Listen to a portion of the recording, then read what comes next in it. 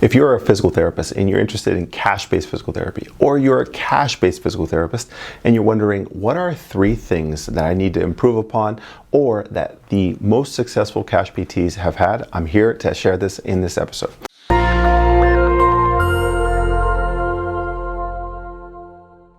Hi everyone, welcome back to the podcast. Welcome all new listeners and welcome back to those who have heard my content in the past. Before I go on to the episode, let me share what's new, what's bigger, what's better, what's brighter. The previous episode, I had just talked about this. I had gone to Disney Cruise, which was fantastic. And now we're back to the normal daily activities. So we got back into the grind. But for those of you who know, I don't like to just do the same thing over and over again. So I got right back on the plane and I went to National Harbor in Maryland, which was fantastic. I went to the APTA private practice section annual meeting, and that was great. Someone recently asked, what did I take away?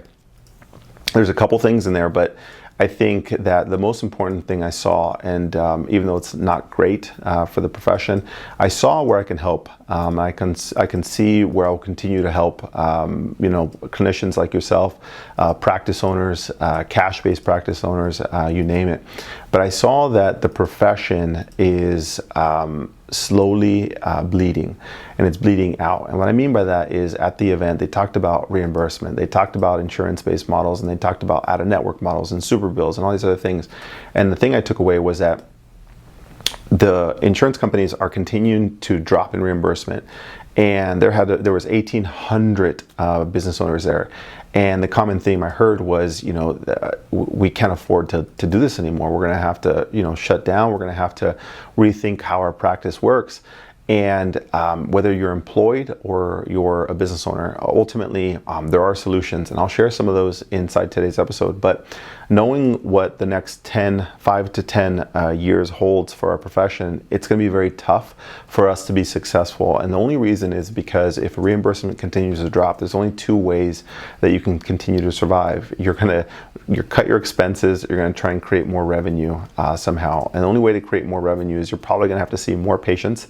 So if you're an insurance-based provider, you'll probably go from 2 to 4 people an hour.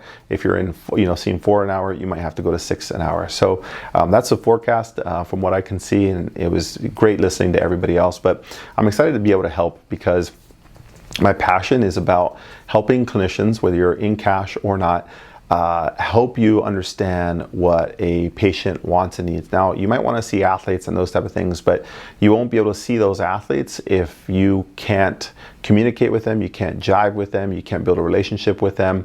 And after their insurance is covered, or they reach all their visits, or they don't have enough funding, you're going to have to be creative in how you service these people, because in your community, you want to be that expert. You want to be the person who serves your community and the people that you love, and you want to be able to help. And you can't do that if you can't explain the value of your services and how you do that. Insurance hasn't done it, the APTA hasn't done it, and even the message on your website or the company you work for in your website might not communicate that. And so when you meet people and you have patients in, you're going to have to be able to communicate and show them your value. And that's where most PTs are going to struggle, because they assume that the APTA's message is clear. It's choose PT and PT first.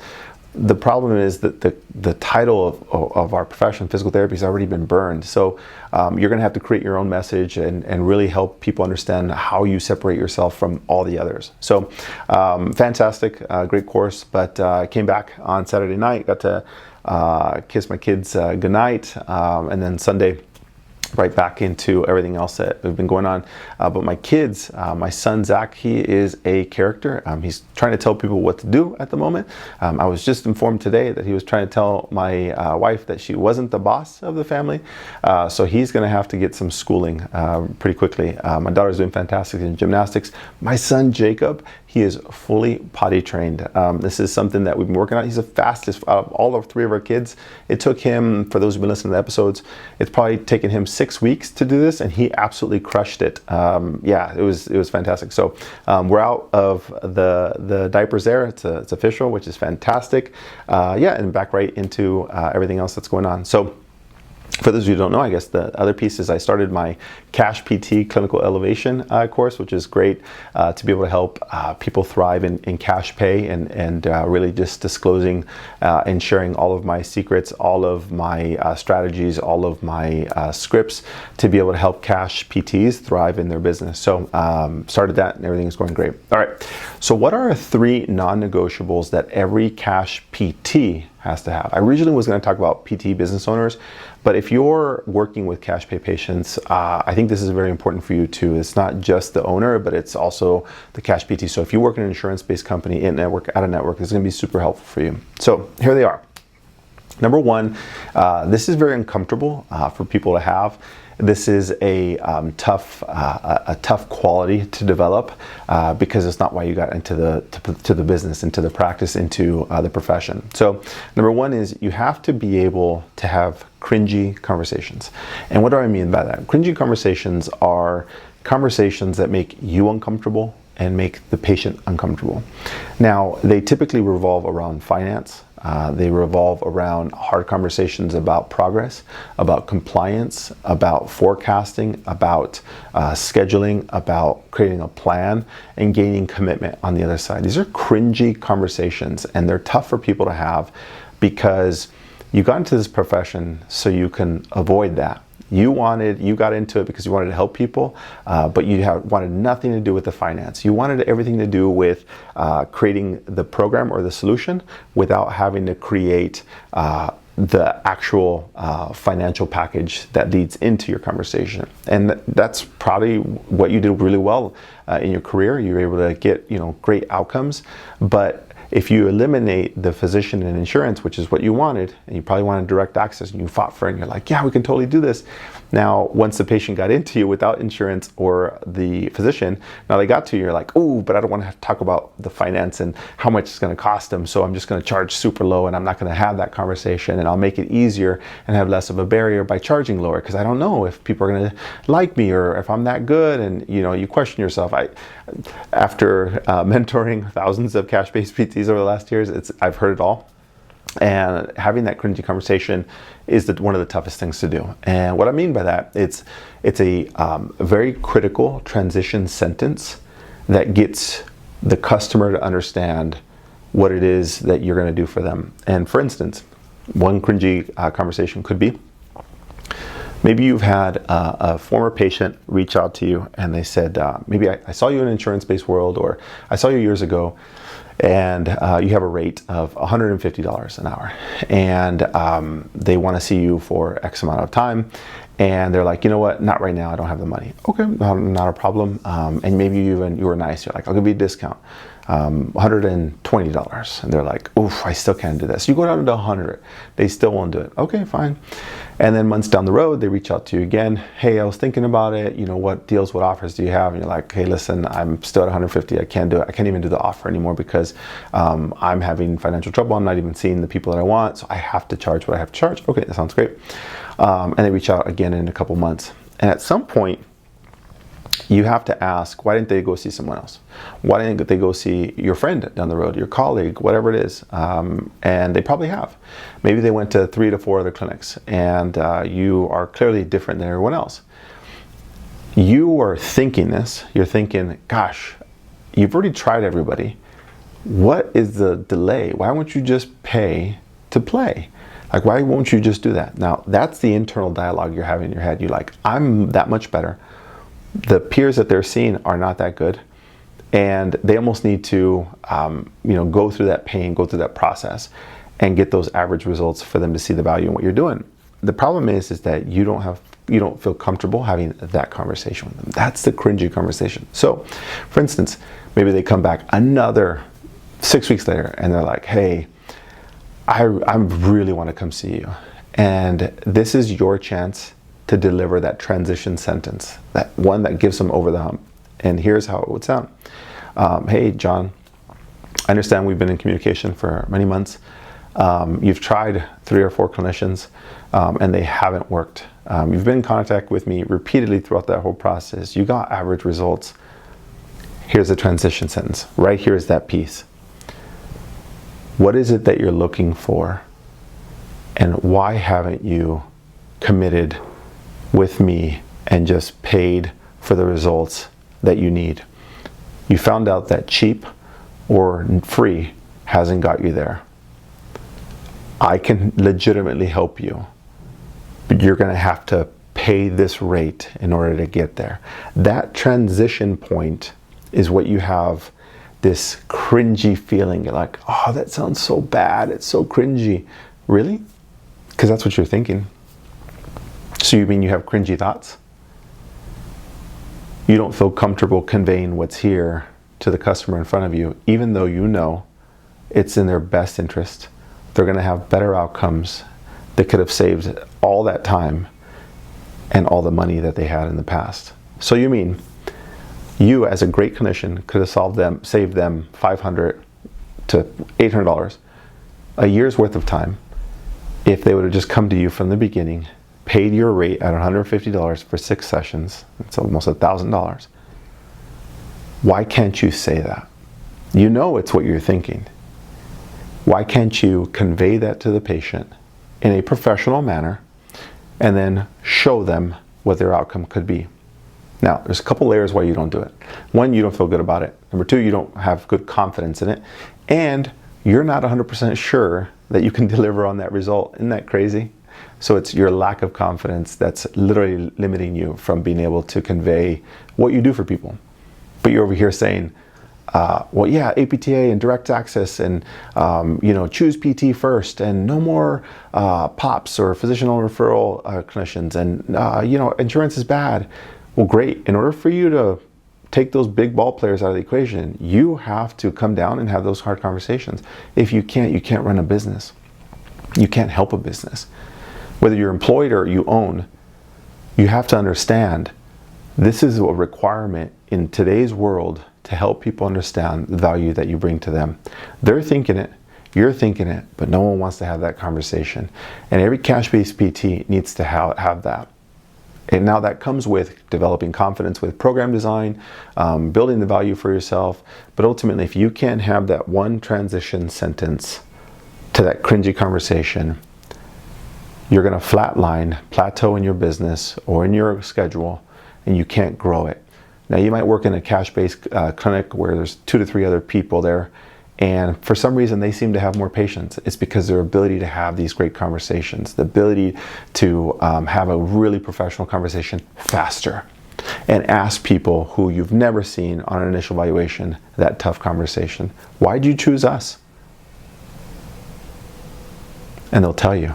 And it probably won't be, well, because you guys do the great, I've seen your exercises online, that's why you did it. Really? There's 20,000 other Instagram accounts with cash PTs doing the same thing. The ones who thrive are the ones who can have these genuine conversations and help people over the edge so they can get the results that they want. So that's number one, the cringy conversations. Number two, which goes along with this, is you have to have amazing people skills. And if you don't like having conversations, I don't want to say if you're not an extrovert, if you don't enjoy helping people and conversing with people, cash PT is going to be like, you just won't survive. You can maybe go virtual programs and those type of things, or maybe even Zoom might be better for you. And I equate this to maybe PhD or research. Some people love to be in labs. Versus the clinician chose to be out at the forefront of the profession and treating people. If you don't love that, and maybe you did okay in insurance and because of principle or finances you chose PT, but you don't love people, you'll find that wherever you go, there you are. So it wasn't that insurance-based PT was hard, it was that you couldn't handle the people and communication. So when you come into cash PT, that's just exposed even furthermore. So you have to have amazing people skills. You have to be able to read people, whether that's their facial expression, their posture, when they're processing, allowing them to have that time, but also their personality. The personality is a big driver of how to manage and set people and their expectations. If you have somebody who is a business owner, doctor, attorney, who is strong personality, most people drop their personality to allow them to have a conversation. That's probably worked in insurance-based care. You're kind of like a scared puppy. In the insurance-based world, You have to be able to meet those people because that's what they're looking for. They've been to other people, they've eaten them alive, and they're still looking for a solution. They're coming in strong because that's just who they are. They're not trying to do anything to you personally, but learning how to match that and be able to say, I understand, and you go toe to toe, chest to chest with them. That allows them to see, oh, I see, you are different. I'll give you a chance. That is the entryway. Versus learning somebody who is very analytic and wants to know all the information. You can't come in aggressive or hard. You have to be able to provide that information without allowing them to take the full hour of your care. Now, there's several personality types to be able to go through this, but ultimately you have to be able to figure out who these people are, read them, what's the solution they're looking for, have that tough conversation.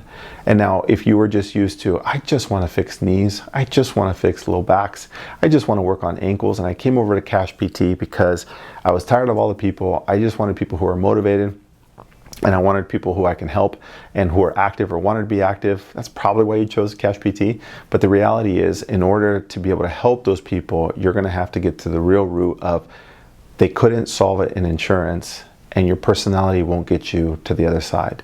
Personality was great in insurance-based care because they were paying the lowest price. They were paying at Walmart, and now they're coming over to a premium product. Your skills are only one portion of it, but if you can't get past the first, second, or third visit, your skills are irrelevant because you never even got a chance to deliver on them. And that's because your ability to manage people's expectations and understanding how they communicate, what type of personality they are, and be able to find yourself within their lifestyle. So your people skills have to be top notch. So once you've been able to have cringy conversations, you've been able to manage their expectations because you get people at a high level. The last piece is being able to overcome the word no. In PT, rarely do you have a patient that says no to you. Right? I need you to do these 2 to 3 exercises, 4 to 6 weeks, and I'll follow up with you every single session. Okay, sounds great. Rarely do you have a patient who says, I'd love you to come in 2 times a week for the next 6 to 8 weeks, and we'll get you on the right path and get you feeling better. No, don't want to do that. Okay, the reality is because the patient came to you. They came to you because they were ordered by their doctor, the insurance, to solve a problem. That sounds fantastic. So now that you're in a cash-based PT, you are in the world of where the consumer has a choice, a very strong choice, because they went around the insurance company or the primary care or the surgeon and said, I'm going to pay out of pocket, so now I get to dictate what I want. Sounds good? Now the cash PT is not used to that. So if you say, hey, this is a plan I created, and they say no, or not right now, you have to be able to overcome that. You have to be able to say, I'm still going to be able to help, and I'm your best asset in your recovery process. They need to understand that that's genuine, and you're coming at them from an angle of, I know what I'm doing, these ones don't. You can try 5 other places, and it's not going to help you. I'm going to be your solution. The ability to overcome that is seamlessly blended with the ability to have those cringy conversations. But you have to be able to say, I understand you said no. No it equals not right now. And what I mean by that, if the person called you, scheduled an appointment, showed up to your office, they're interested in you. And they said no because it doesn't match their expectations currently. Now, how to navigate the no is, what are you doing afterwards to educate them on how you're different, why you're different, and then preventing people from saying that and having to seamlessly blend into your programs and everything you offer by showing them ahead of time, not just on Instagram, email, videos, whatever it is, and your ability to say no. So if you don't like cringy conversations, you don't love being around people, you don't have a lot of good people skills, and you don't like overcoming objections or no, Cash PT is not for you. And it's great that you find this out now instead of later. So if you are stuck and you're like, I know I'm good at people, I want to be able to learn how to have conversations, I want to be able to help support people who don't understand what I can do now. Now you're talking. Now you have an open mind towards, okay, what do I need to do to set myself up for success? So that's ultimately how you position yourself to be a fantastic cash PT. Now, how do you solve this? There's a couple different ways, but ultimately, one of the big things that I've focused on in my Cash PT Clinical Elevation course was how to do these things inside that. If you're a sports PT and you want to be able to create more of a total package for yourself on how to manage athletes across the spectrum, plus learn communication, learn people skills, learn these conversations to be able to manage them properly, one of the best things you can do is take my Sports PT Kickstarter course. It's a crash course on how to be a really good sports PT, work with athletes or cash PT patients, and be able to thrive in sports PT. It's everything you've always wanted to do in your career. I'm excited to host that whenever you're listening to this in January of 2025. You can go ahead and register at drchrisgarcia.com/Kickstarter. Otherwise, I will see you guys on the next episode. Take care. Hi, if you found this video helpful, please give it a thumbs up. Don't forget to subscribe and hit the bell notification for my weekly tips on treating cash pay patients, becoming that expert in your community, and thriving in business. Thanks, and I'll see you soon.